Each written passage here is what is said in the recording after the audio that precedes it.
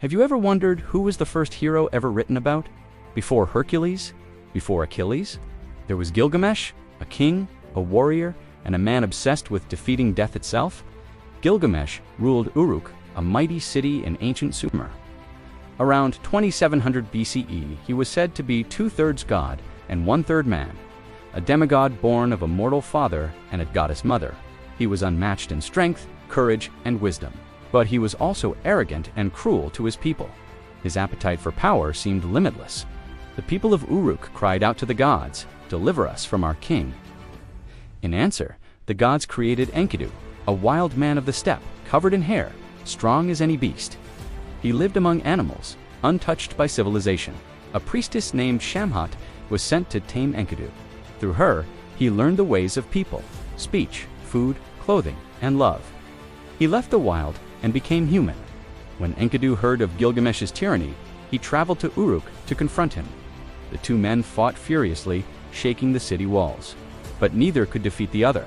Out of respect for each other's strength, they became close friends, like brothers, and together they would embark on legendary adventures. Their first quest was to slay Humbaba, the terrifying guardian of the cedar forest, a sacred place of the gods. The forest was forbidden, but Gilgamesh sought eternal fame. They journeyed for days, facing omens, dreams, and divine warnings. When they finally reached Humbaba, the battle was brutal. But with the help of the sun god Shamash, they defeated the beast. Victory made them famous and reckless. When Ishtar, goddess of love and war, proposed marriage to Gilgamesh, he refused her coldly. Enraged, Ishtar sent the bull of heaven to destroy Uruk. The creature brought famine and destruction. But once again, Gilgamesh and Enkidu fought side by side and killed it. The gods had had enough. For defying the divine, they chose to punish Enkidu. Enkidu fell sick, he suffered for days, cursed the gods, and finally, he died. Gilgamesh mourned like no man before him, wailing in the streets, tearing his hair. In that moment, Gilgamesh changed.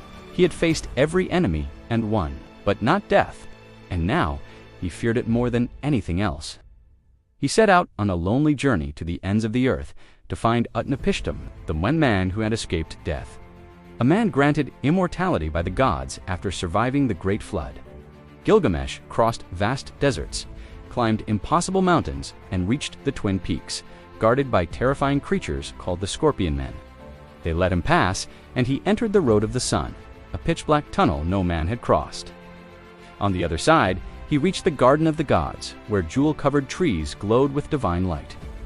There, he met Siduri, the alewife, who warned him, "Mortals cannot live forever. Enjoy your life, eat, drink, love.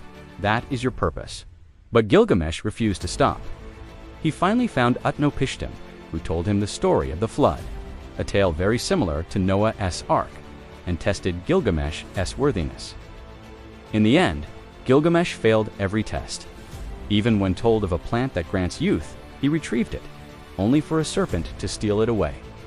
He returned to Uruk empty-handed, but wiser. He had learned immortality is not living forever. It is the legacy you leave behind.